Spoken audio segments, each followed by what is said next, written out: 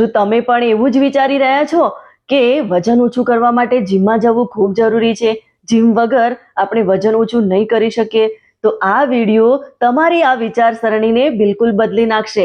તો વિડીયોને એન્ડ સુધી જરૂરથી જોજો.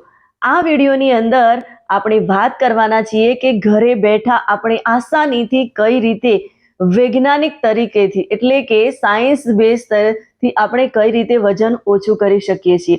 હું તમને એક વાત જણાવી દઉં કે વજન ઓછું કરવા માટે વર્કઆઉટ એટલું બધું ઇમ્પોર્ટન્ટ નથી, જીમ જવું એટલું બધું ઇમ્પોર્ટન્ટ નથી. હા, જીમ જઈએ, વર્કઆઉટ કરીએ એ આપણા માટે બેનિફિટ પોઈન્ટ છે અને કરવું જોઈએ, પણ ઓનલી ફોર એના પર નિર્ભર રહેવું એ ભૂલ ભરેલું છે. તો તમને જણાવી દઉં કે વજન ઓછું કરવું છે તો એના માટે 70% ભાગીદારી, હિસ્સેદારી ડાયટ અને હેલ્ધી હેબિટ ઉપર છે, આપણી લાઈફસ્ટાઈલ ઉપર છે.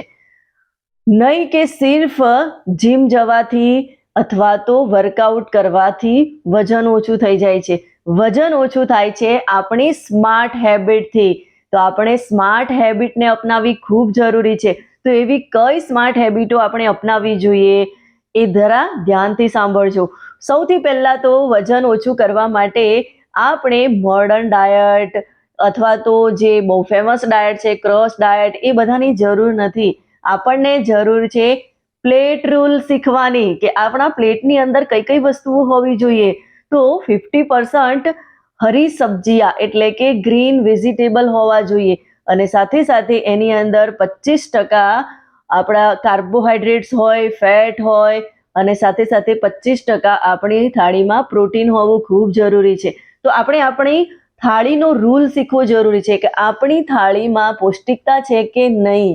હું જે ખાઈ રહી છું અથવા તો જે ખાઈ રહ્યો છું એ મારી બોડીને પ્રોપર વિટામિન્સ, મિનરલ મળી રહ્યા છે કે નહીં મળી રહ્યા, એ રૂલ શીખવાની જરૂર છે. અને જો તમે એ રૂલ શીખી જાઓ તો ઓટોમેટિકલી તમારી લાઈફસ્ટાઈલમાં, તમારી ઇટિંગ પેટર્નમાં અને તમારા બોડીની અંદર અમેઝિંગ ટ્રાન્સફોર્મેશન તમને જોવા મળશે. તો એ શીખવાની જરૂર છે. અને ઘણી બધી હેલ્ધી વસ્તુઓ છે કે જે આપણે ખાઈ શકીએ છીએ અને એવોઇડ કરવા માટે અમુક જ એવી વસ્તુઓ છે કે આપણે જેને અવોઇડ કરવાની છે, જેમ કે ફાસ્ટ ફૂડથી દૂર રહેવાનું છે, નમક ઓછું યુઝ કરવાનું છે, સુગરવાળી ડેરી પ્રોડક્ટથી આપણે દૂર રહેવાનું છે અને ઓઇલી ફાસ્ટ ફૂડ, વધારે પડતી ડીપ ફ્રાય વસ્તુઓ, પ્રોસેસ વસ્તુઓ, આ બધી વસ્તુઓથી દૂર રહેવાનું છે. બાકી એના સિવાય તો ઓલ ઓવર બહુ જ બધી સારી ઈશ્વરે બનાવેલી છે, એ આપણા માટે ખૂબ જ ફાયદાકારક છે. જ્યારે આપણે એને અલ્ટ્રા પ્રોસેસ કરી દઈએ છીએ ત્યારે આપણી એ બોડીને નુકસાન કરે છે. તો એ શીખવું ખૂબ જ જરૂરી છે. અને સાથે સાથે વર્કઆઉટ એ આપણા માટે ખૂબ જરૂરી છે. અને જીમ ગયા વગર આપણે એવું તો શું કરીએ કે જેથી આપણી ફિઝિકલ સ્ટ્રેન્થ વધે, આપણે સારી રીતે આપણા મસલ્સને સ્ટ્રોંગ કરી શકીએ. તો એના માટે તમે ઘરેલું ઘણા એવા કામ છે કે એ કરી શકો છો, જેમ કે ઝાડુ પોછા અથવા તો તમે જે છે કે કંઈ ફોન કોલ્સ આવ્યો છે તો ફોન કોલ્સ લઈને તમે બહાર ચાલતા ચાલતા વાત કરી શકો. ઘરની અંદર સીડી છે તો સીડી ઉપર ચઢ ઉતર તમે કરી શકો છો અથવા તો તમે થોડું વોક કરી શકો છો. તો નાની નાની છોકરાઓ જોડે તમે રમતો રમો કે જેમાં તમારી ફિઝિકલ એક્ટિવિટી દેખાય. તો આવી ઘરેલું મતલબ ઘણી બધી એવી એક્ટિવિટી છે કે જેનાથી તમે વજન ઓછું કરી શકો છો, તમારું વર્કઆઉટ કમ્પ્લીટ કરી શકો છો.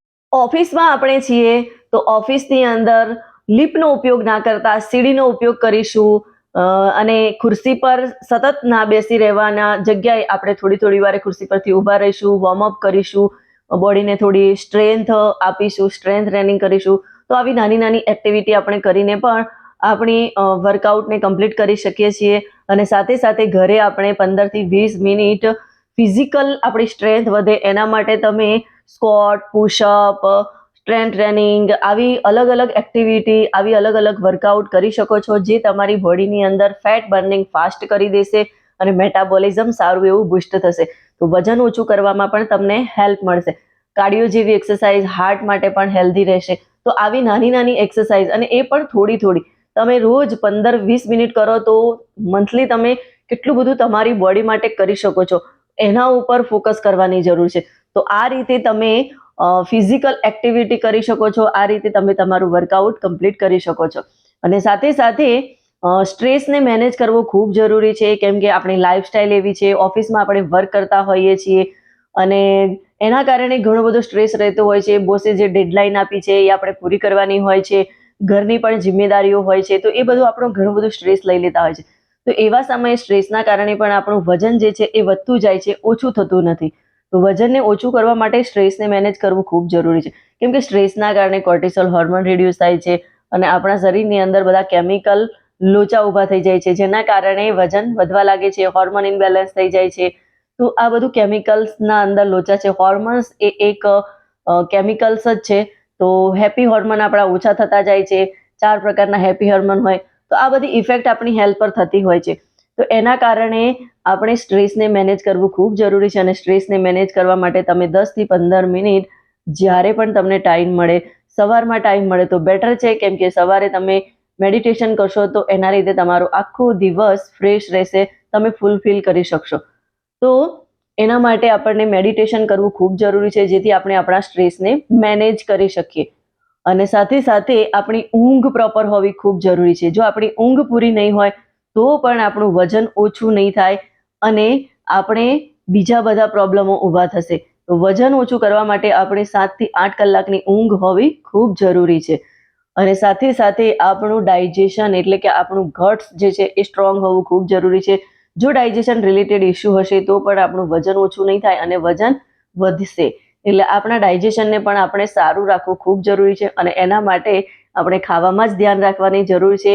પ્રોબાયોટિક્સ વાળી ચીજો વધારે ખાવાની છે, ગ્રીન સબ્જી વધારે ખાવાની છે, રેસાયુક્ત ખોરાક આપણો હોવો જોઈએ. તો આ પ્રમાણે આપણે ફાઇબરયુક્ત વધારે ખોરાક લઈશું તો આપણું ડાયજેશન પણ સારું થશે, પેટ સારી રીતે સાફ થશે. અને પેટ આપણું કમ્પ્લીટ સાફ હોય તો ઘણા બધા રોગોથી આપણે દૂર રહીએ છીએ. ઇવન મતલબ 100% આપણે રોગોથી દૂર રહીએ છીએ. શરૂઆત આપણા પેટથી જ થતી હોય છે.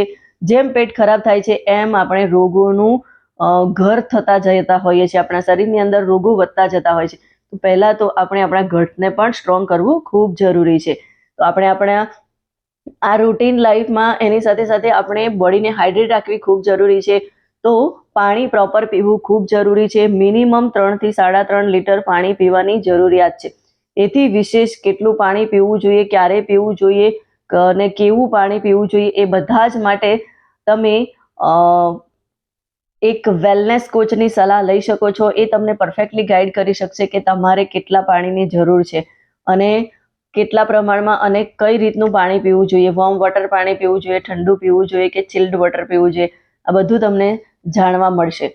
અને હવે સવાલ એવો ઊભો થાય કે આ બધી જ વાત ખૂબ જ જરૂરી છે અને આ બધી જ વાત અમે સમજીએ છીએ, પણ અમારાથી લાઈફસ્ટાઈલ જે છે એની અંદર ચેન્જ આવતો નથી. અમે હેલ્ધી લાઈફસ્ટાઈલ અપનાવી નથી શકતા, અથવા તો શરૂ કરીએ છીએ 2-3 દિવસમાં બ્રેક થઈ જાય છે અને અમને પરિણામ મળતું નથી. તો એના માટે તમને એક બેસ્ટ કોચિંગની જરૂર છે અને એના માટે તમને એક હેલ્થ કોચ, ન્યુટ્રિશનિસ્ટ કોચની જરૂર છે. તો તમે એમના સહારાથી, એમની ગાઈડલાઇન્સથી તમારી લાઈફસ્ટાઈલમાં ચેન્જ લાવી શકો છો અને એને લાઈફસ્ટાઈલને મેન્ટેન કરી શકો છો લાઈફ ટાઈમ. એના માટે તમે મારો કોન્ટેક્ટ જરૂરથી કરી શકો છો, કેમ કે મેં ઘણા બધા લોકોની લાઈફસ્ટાઈલ ચેન્જ કરવામાં એમને હેલ્પ કરી છે અને એમને એમની લાઈફસ્ટાઈલ ચેન્જ કરીને એક બહેતરીન લાઈફ એમને મળી છે અને એ એમની લાઈફ અત્યારે એન્જોય કરી રહ્યા છે. તો તમે પણ તમારી લાઈફને બહેતર બનાવવા માંગતા હો, બહેતરથી ઓર બહેતરીન તરફ લઈ જવા માંગતા હો, મેડિસિન ફ્રી લાઈફ જીવવા માંગતા હો, તો તમે મારો કોન્ટેક્ટ કરી શકો છો. એના માટે તમે મારી સાથે 1-to-1 કોલ ઝૂમ પણ બુક કરી શકો છો અને તમે મને કમેન્ટ પણ કરી શકો છો હેલ્ધી લાઈફસ્ટાઈલ. તો હું તમને ગાઈડ કરીશ કે કઈ રીતે આપણે આપણી લાઈફસ્ટાઈલમાં બદલાવ લાવી શકીએ છીએ. અને હા, તમે અમારા પ્રોગ્રામમાં જોઈન કરવા માંગતા હો, એનરોલ કરવા માંગતા હો, તો પણ તમે મારો જરૂરથી કોન્ટેક્ટ કરી શકો છો, કેમ કે અમે લોકો તમારી લાઈફસ્ટાઈલ પ્રમાણે રોજનું રૂટીન તમને કરીને આપીએ છીએ કે તમે કઈ રીતે તમારા રૂટીનને તમારે કમ્પ્લીટ રાખવાનું છે, ફોલો કરવાનું છે. આ બધી જ બાબતો તમને જાણવા મળશે.